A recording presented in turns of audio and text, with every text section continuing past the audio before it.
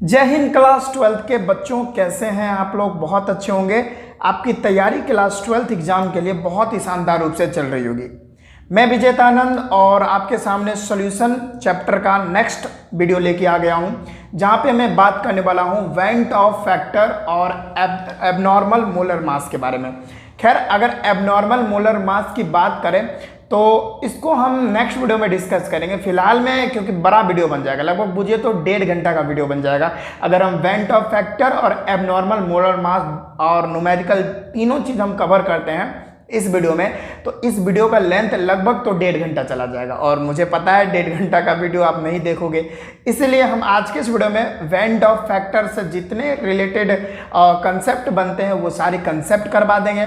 और उसका जो अगला वीडियो होगा उसमें हम एबनॉर्मल मोलर मास पर जो क्वेश्चंस बनते हैं और एबनॉर्मल मोलर मास का जो भी कंसेप्ट है वो, और वेंट ऑफ फैक्टर पर जितने सारे न्यूमेरिकल्स बनते हैं, चाहे बोर्ड लेवल का हो, चाहे नीट लेवल का, चाहे आईआईटी में जो भी प्रीवियस ईयर क्वेश्चंस पूछा गया है, सारे क्वेश्चंस को हम डील कर लेंगे, लेकिन पिछले वीडियो में यानी नेक्स्ट वीडियो में। जी हाँ, तो आज के इस वीडियो में सिर्फ वेंट ऑफ फैक्टर्स के बारे में डिस्कस करेंगे। इससे रिलेटेड क्या कॉन्सेप्ट है, सारे कॉन्सेप्ट को समझेंगे। क्या है डिसोसिएशन, क्या है एसोसिएशन, क्या है डिग्री ऑफ डिसोसिएशन, क्या है डिग्री ऑफ एसोसिएशन, सारी चीज को डिस्कस करेंगे। तो स्टार्ट करते हैं बच्चों। पहले आपको समझना है वेंट ऑफ फैक्टर, जिसको हम बच्चों आई से दिखाते हैं। वेंट ऑफ फैक्टर को हम आई से दिखाते हैं। जितना भी कॉलिगेटिव प्रॉपर्टी था बच्चों, ठीक है, अभी जितना कॉलिगेटिव प्रॉपर्टी आपको बताए थे, सारे कॉलिगेटिव प्रॉपर्टी किस पे डिपेंड करते हैं? नंबर ऑफ मोल्स पे डिपेंड करते हैं उसके, ठीक है। तो ये भी चीज उसी चीज पर आधारित है, बस आपको ध्यान लगा के देखना है। देखिए क्या है वेंट ऑफ फैक्टर, क्या है? The went of factor is the relationship between the actual concentration of particle and the calculated concentration of the particle, या इसको डायरेक्ट बोल सकते हैं actual mole of the particle and the calculated mole of the particle. अगर क्या करना है, अगर आपको वेंट ऑफ फैक्टर निकालना है, जिसको हम आई से सूचित करते हैं, तो वो क्या हो जाएगा? Actual moles of the particle. आपका जो कंसंट्रेशन का मतलब यहाँ पे मोल्स ही मान सकते हैं एक तरह से।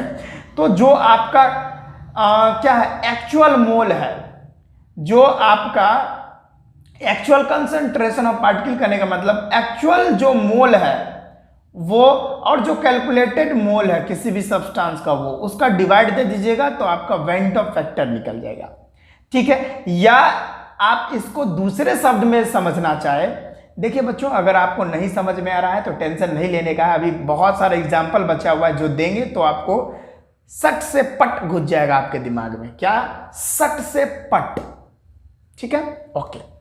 तो नेक्स्ट डेफिनेशन इसी का समझिए दूसरा तरीके से कि it is the ratio of final moles after dissociation और association to the initial mole before dissociation और association of electrolyte in a solution.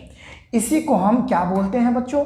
Went of factors, ठीक है, वेंट ऑफ फैक्टर्स। या डायरेक्ट इसको समझ लीजिए, अगर हम आई को डिफाइन करना चाहे तो total number of moles of solute after dissociation.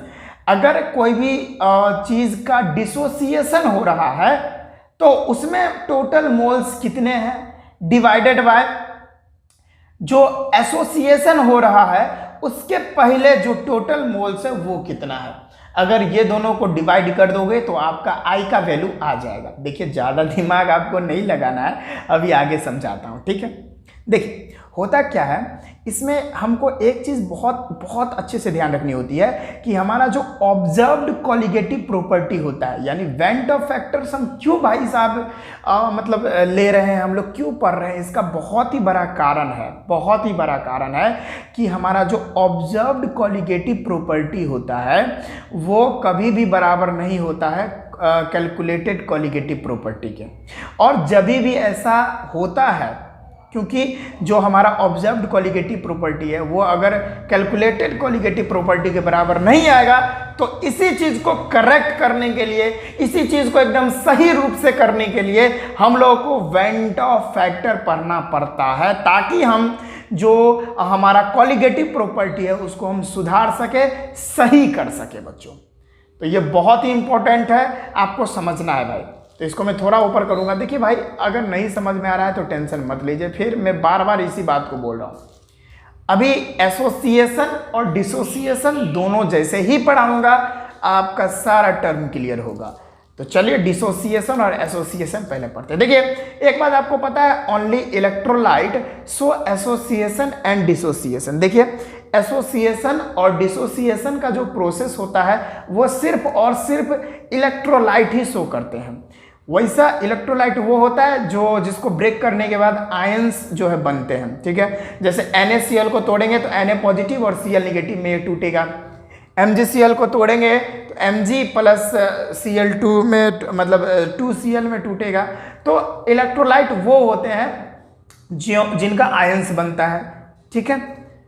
Okay, अगला है no dissociation and association. Dissociation और एसोसिएशन उसमें नहीं होगा, किसमें नहीं होगा, जो नॉन इलेक्ट्रोलाइट है, जिनमें आयंस है ही नहीं, उसमें डिसोसिएशन और एसोसिएशन दोनों नहीं होगा। जैसे यूरिया हो गया, ग्लूकोज हो गया बच्चों, इस सब में डिसोसिएशन एसोसिएशन नहीं होता है बच्चों। इस बात को अपने दिमाग में घुसाकर लिंक वाला ताला मार ले, और ये जो खाली खोपड़ी है आपकी, खाली खोपड़ी में ये सारी बात को ढुकाएं।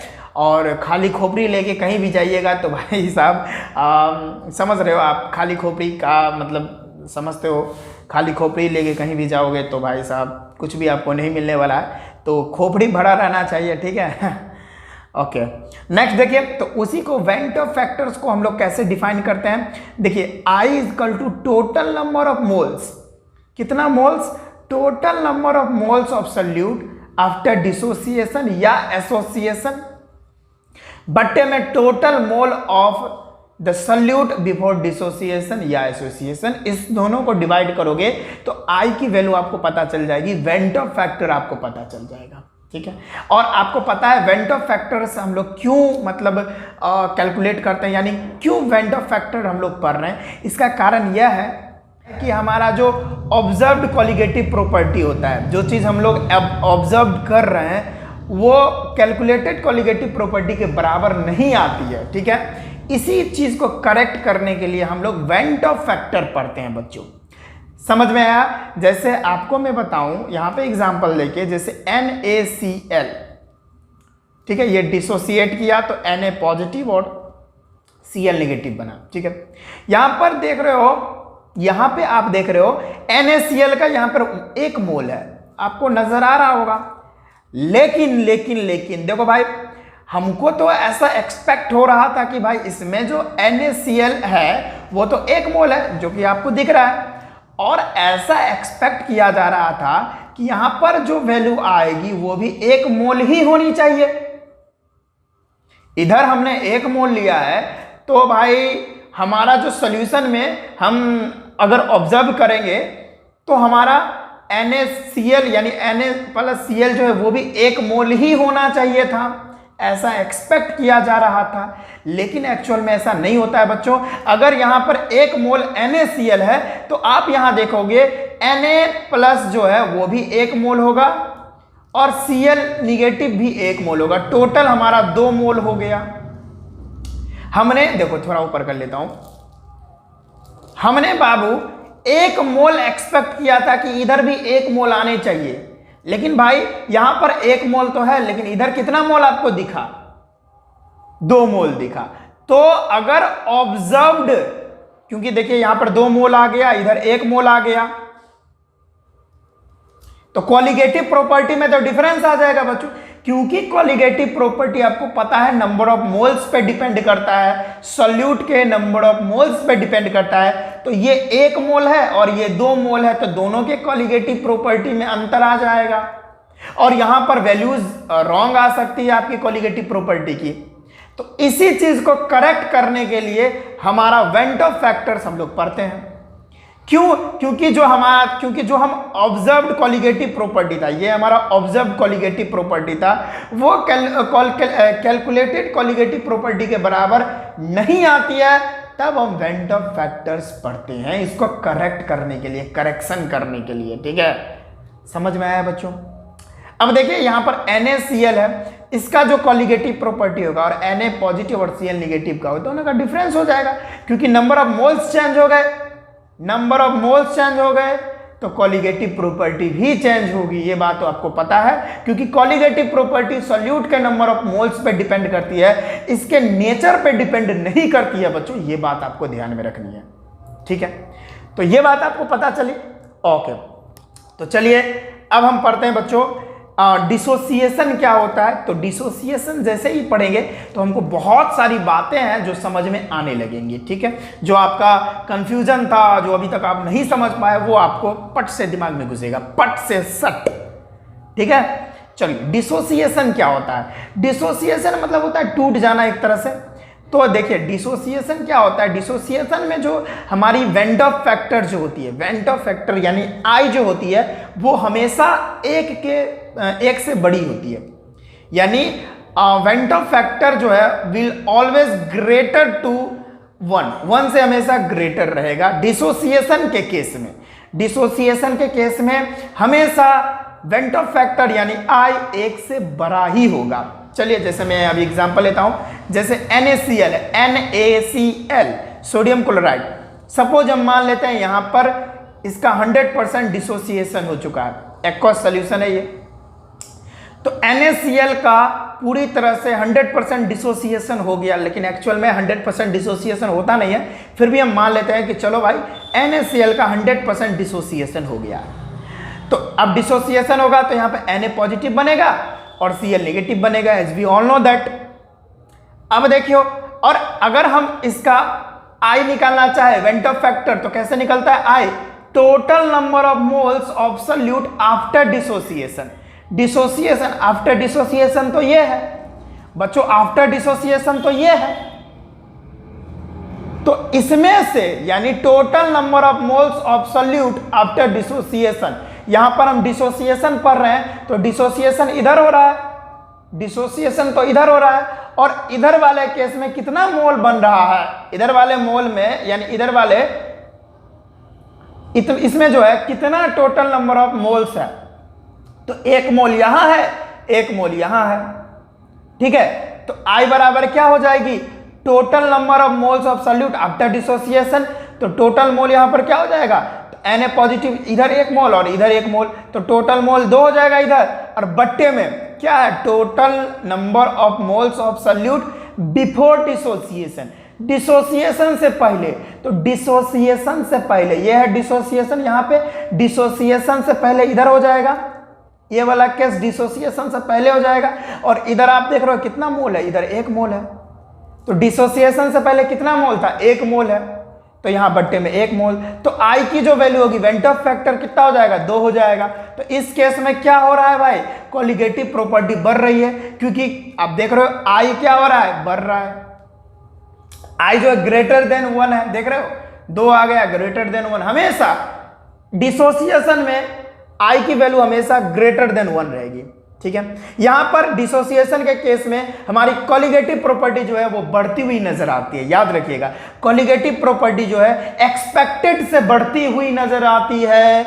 एक बार और बताऊंगा, डिसोसिएशन के केस में कॉलिगेटिव प्रॉपर्टी एक्सपेक्टेड से बढ़ती हुई नजर आती है बच्चों, ओके। जितना हम सोच रहे थे उससे ज्यादा मोल्स आएंगे, ठीक है। जैसे इधर 1 था मोल, हम सोच रहे थे 1 ही मोल इधर आना चाहिए था, लेकिन यहाँ 1 और 1 2 मोल आ गया। तो भाई क्या हो रहा है? यहाँ पे नंबर ऑफ मोल्स बढ़ रहे हैं। तो नंबर ऑफ मोल्स बढ़ रहे हैं, तो यहाँ पर कहने का मेरा मतलब है कि यहाँ कॉलिगेटिव प्रॉपर्टी भी बढ़ रही है, और यहाँ पे हमेशा 1 से ज्यादा होगा हमारा वेन डॉफ फैक्टर I की वैल्यू। याद रखो बच्चों। तो चलिए अभी मेरे पास बहुत सारे एग्जाम्पल्स है जो मैं अभी लूंगा, ठीक है। जैसे अगला एग्जाम्पल हम लोगों का हो गया MgCl2 का ले लेते हैं, ठीक है, मैग्नीशियम क्लोराइड का, ये सही रहेगा। चलो मैग्नीशियम क्लोराइड की बात करते हैं। तो मैग्नीशियम अगर 100% इसका डिसोसिएशन होगा तो Mg+2 और +2Cl- बनेगा ना भाई, 10वां से पढ़ते आ रहे हो। अरे क्या गुंडा बनेगा रे तू, ये तो चुप वाला काम करता है। क्या गुंडा बनेगा रे तू, इतना छोटा बात आपको नहीं पता है। जैसे MgCl2 है, इसका 100% डिसोसिएशन होगा, तो आपको पता नहीं है कि Mg2+ और प्लस में 2Cl- बनेगा। हाँ, खाली राउंड मारते हो आप लोग। हाँ मुझे पता है, राउंड मारते हो उसके गलियों में। एक गाना है भाई, तेरी गलियां गलियां तेरी गलियां, मुझको भावे गलियां तेरी गलियां। अरे भाई साहब, बाइक लेते हो हन ले उसके गली में, भाई साहब उसका भाई मिलेगा तो कुचा भी जाते हो। तो ये सब करना नहीं है। 12th का एग्जाम आ रहा है, बढ़िया से तैयारी कीजिए। गली में चक्कर बाद में भी लगेगा भाई, ठीक है ना। खाली भाई से बच के उसके, अब भाई पकड़ता है तो कुछ देता है, उन्हें बुझता है सब कुछ, ठीक है। तो ये बात ध्यान में रखिएगा आप, ठीक है। तो यहाँ पर MgCl2 100% डिसोसिएट करेगा तो Mg+2 और प्लस में 2Cl- बनाता है। हम लोग 10वां क्लास से पढ़ते आ रहे हैं, ठीक है। तो यहाँ पर I की वैल्यू क्या है, देखो एक्सपेक्टेड, देखो हमारा जो पहला था मोल्स, यहाँ पे एक ही मोल था, देख रहे हो यहाँ पे, लेकिन अब कितना मोल बना है, 1 मोल इधर देख रहे हो और 2 मोल यहाँ है, तो 3 मोल बन गया भाई। देख रहे हो भाई, एक्सपेक्ट हम किए थे कि भाई 1 मोल है तो इधर भी 1 मोल बनना चाहिए, लेकिन बन तो गया 3 मोल। तो टोटल मोल आफ्टर डिसोसिएशन, आई का फॉर्मूला क्या होता है, total moles of solute after dissociation. तो आफ्टर डिसोसिएशन ये हो गया, ये आफ्टर डिसोसिएशन ये है, कितना मोल है, 1 मोल यहाँ पे, 1 मोल यहाँ पे और 2 मोल यहाँ पे, 1 मोल छुपा रहता है, 1 मोल 2 मोल 3 मोल इधर। अब बट्टे में बिफोर डिसोसिएशन, बट्टे में बिफोर डिसोसिएशन, तो बिफोर डिसोसिएशन कितना था, इधर हो गया, ये 1 ही मोल है, बट्टे में 1, आई की वैल्यू वेंटो फैक्टर 3 आ गया। तो देख रहे हो ग्रेटर देन 1 हमेशा आएगा, और यहां पर 3 आ रहा है, इसका मतलब जान लो भाई कि हमारा क्वालिटेटिव प्रॉपर्टी बढ़ता हुआ नजर आ रहा है। सिमिलरली Al2SO4 का होल तरह एल्युमिनियम सल्फेट में करते हैं, तो देखो इसमें भी वही बात है, 100% डिसोसिएट करेंगे तो यहां पर देखो Al3+ 2Al3+ बनेगा, क्योंकि यहां पर देख रहे हो, और प्लस में 3SO4 2NS बनेगा। यहां पर देखो हमारा देखो पहले कितना था, 1 मोल था, अब कितना मोल बना, 2 और 3 5 मोल बन गया। तो आई का फॉर्मूला क्या होता है कि आई का फॉर्मूला होता है कि total moles of solute after dissociation. After dissociation ये है, मोल कितना है, 3 मोल इधर है बच्चा और 2 मोल इधर है बच्चा, तो इधर 2 मोल और इधर 3 मोल, ठीक है बच्चे, बच्चे मन के सच्चे। ओके, तो यहां 5 मोल हो गया बच्चों। तो यहां पे आई की वैल्यू क्या आ जाएगा, टोटल मोल कितना था सॉल्यूट का आफ्टर डिसोसिएशन, 3 2 5 और divided by before dissociation, before dissociation 1 है तो बट्टे में 1, टोटल आ गया 5। तो देख रहे हो यहां पर ग्रेटर देन 5 है, तो यहां पर जो वैल्यू है वो क्या हो रही है, बढ़ती हुई नजर आ रही है, आपकी यहां पर क्वालिटेटिव प्रॉपर्टी बढ़ती हुई नजर आ रही है। एक बार और बात जानो कि अगर 100% डिसोसिएशन होगा तो अल्फा = 1 हो जाता है। 100% डिसोसिएशन करने का मतलब अल्फा की वैल्यू 1 हो जाती है, ये आगे बताऊंगा, डिग्री ऑफ डिसोसिएशन में आपको पढ़ाऊंगा, अभी जस्ट पढ़ाऊंगा, टेंशन न लेने का है, टेंशन देने का है, ठीक है। चलो आगे बताता हूं। अब ये कॉम्प्लेक्स साल्ट के लिए देख लेते हैं, K4FeCN6, इसका 100% डिसोसिएशन होगा। यहां पर देखो, यहां पर 1 मोल था तो यहां पर 4 मोल पोटेशियम बना और प्लस में FeCN का 4 CN6 और 4 माइनस।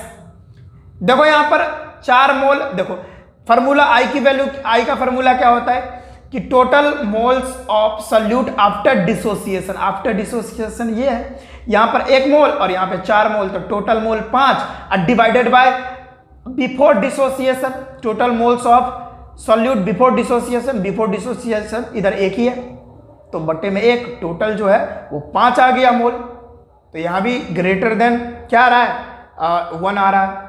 तो इस तरह से आप वैल्यू आई के निकाल सकते हो बच्चों, ठीक है। तो यहां पर आप क्या देख रहे हो, यहां पर आप देख रहे हो कि हमारा जो, थोड़ा ऊपर करेंगे,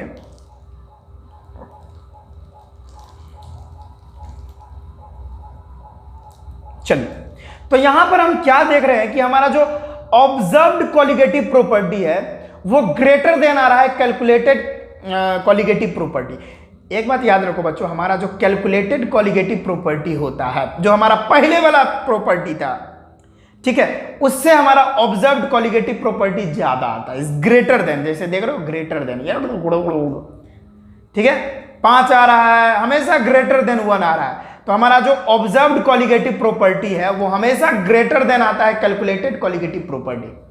ठीक है, जैसे हम लोग कैलकुलेटेड कॉलिगेटिव प्रॉपर्टी जो हम लोग डायरेक्ट अनुमान लगा के एक्सपेक्ट करके हम लोग जो करते हैं वही हमारा कैलकुलेटेड कॉलिगेटिव प्रॉपर्टी होता है। लेकिन एक्सपेरिमेंट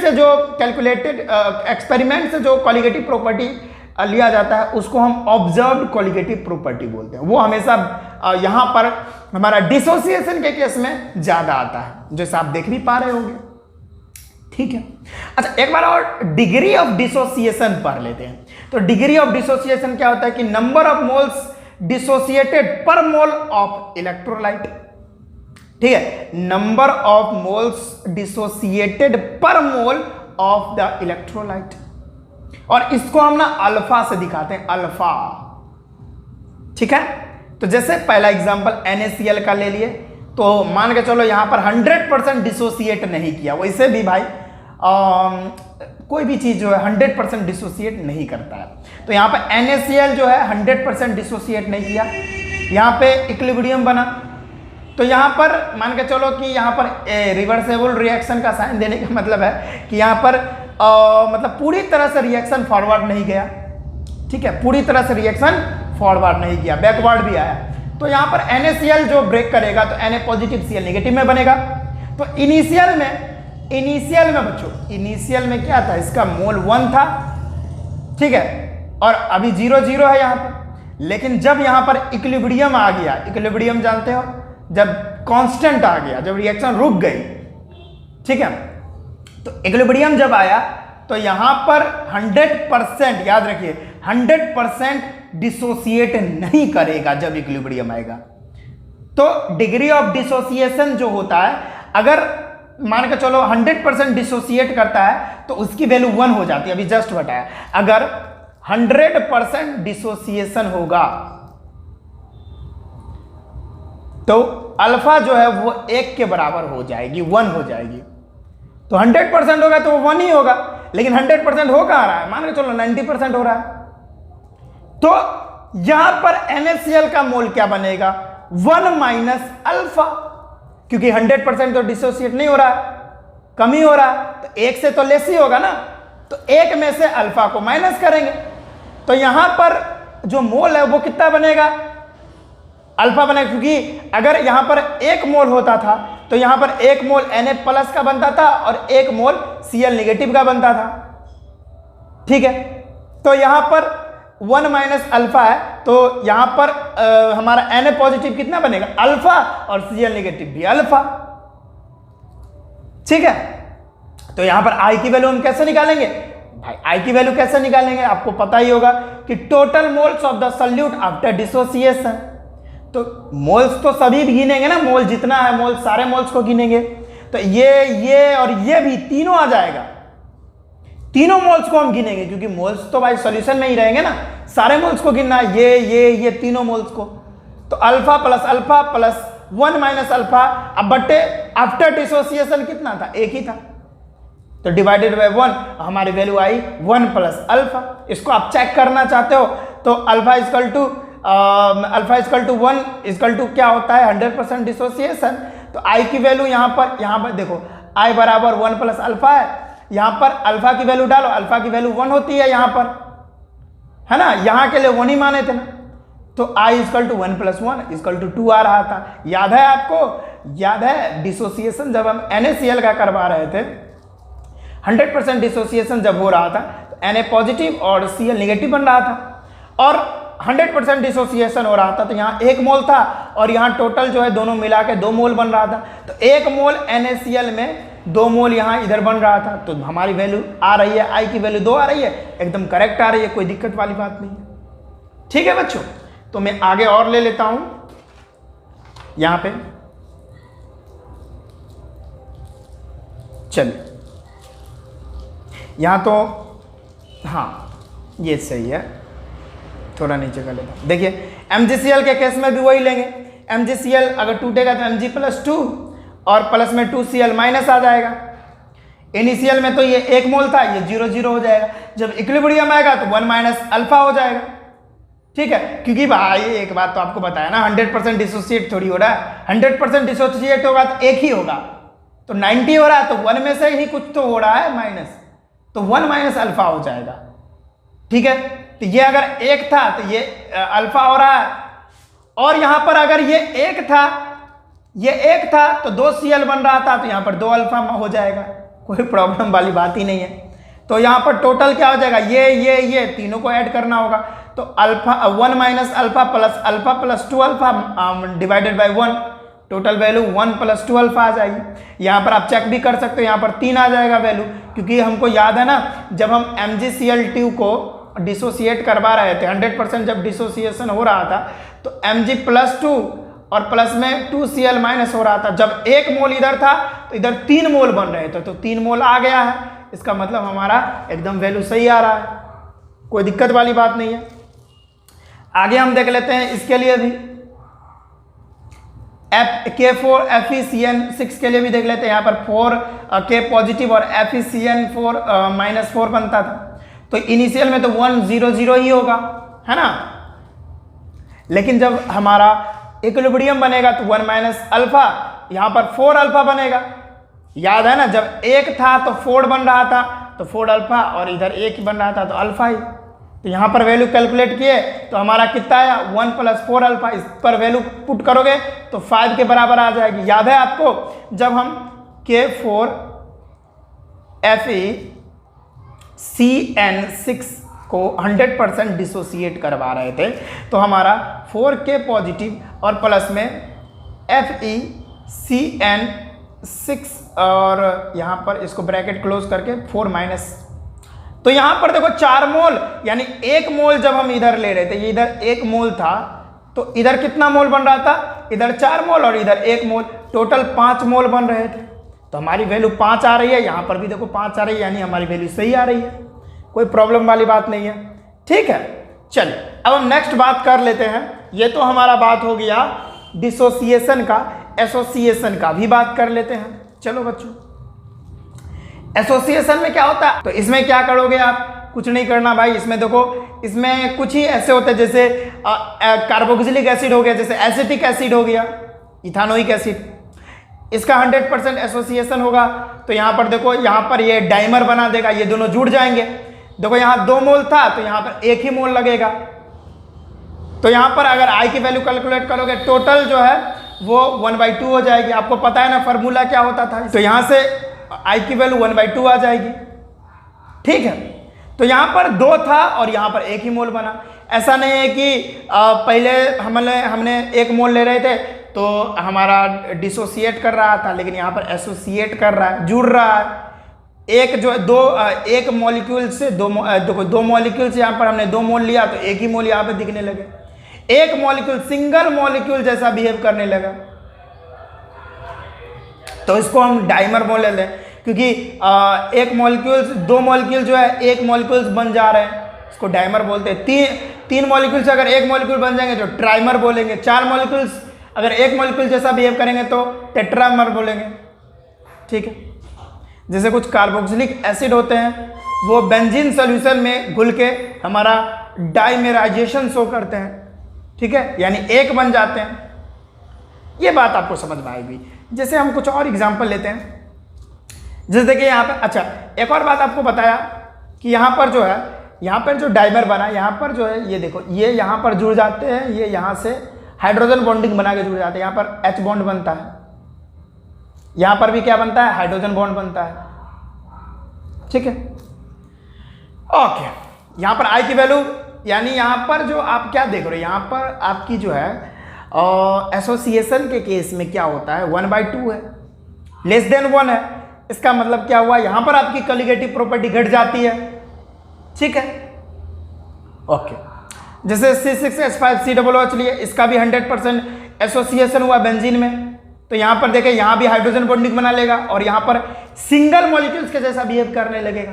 और यहाँ भी I की जो वैल्यू है, क्योंकि यहाँ पर 2 था और यहाँ पर 1 बन गया, तो आफ्टर एसोसिएशन 1 है और बिफोर एसोसिएशन कितना है, 2 है, तो 1/2 हो गया। तो I की वैल्यू 1/2 हो गई, यानी 1 से कम हो गई। तो यहाँ पर भी कॉलिगेटिव प्रॉपर्टी आपकी क्या हो रही है, घटती हुई नजर आ रही है। तो यहाँ पर भी वही बात है, देखो ऑब्जर्व्ड कॉलिगेटिव प्रॉपर्टी हमेशा जो है कैलकुलेटेड कॉलिगेटिव प्रॉपर्टी जो है, यहां पर ऑब्जर्व्ड कॉलिगेटिव प्रॉपर्टी जो है ना आपका, वो हमेशा कम होगा कैलकुलेटेड कॉलिगेटिव प्रॉपर्टी के। याद रखिए ये बात, ठीक है, कोई दिक्कत नहीं। अच्छा, डिग्री ऑफ एसोसिएशन भी पढ़ लेते हैं बच्चों। तो डिग्री ऑफ एसोसिएशन बस वही सिमिलर चीज है। तो यहां पर देखिए एसिटिक एसिड है, तो 2 मॉलिक्यूल्स यहां पर एसिटिक एसिड लिए, ठीक है, 2 मोल्स एसिटिक एसिड लिए। तो यहां पर इनिशियल हमारा जो मोल था, ठीक है, वहां पर हम 1 माने हैं, इधर 1 माने हैं, है तो 2 लेकिन यहां पर 1 ही मानेंगे ना। याद है आपकी अल्फा की वैल्यू 100% जब डिसोसिएशन होता था तो 1 होता था, और यहां पर 0 है। तो जब इक्विलिब्रियम होगा तो 1 माइनस अल्फा होगा, तो यहां पर क्या हो जाएगा, अल्फा बाई 2 हो जाएगा। है, बहुत आसान है बच्चों, कोई दिक्कत वाली बात नहीं है। ओके, चलिए बच्चों, ओके, 1/2 हो जाती थी ना, यहाँ पे देख रहे, तो यहाँ पर देखो, यहाँ 1/2 हो जाती थी, तो यहाँ पर अल्फा बाई 2 हो जाएगी। तो यहाँ पर आई की वैल्यू आप निकाल सकते हो 1 minus alpha plus alpha by 2 equal two divided by 1, तो यहाँ पर वैल्यू आपकी ये आ जाएगी।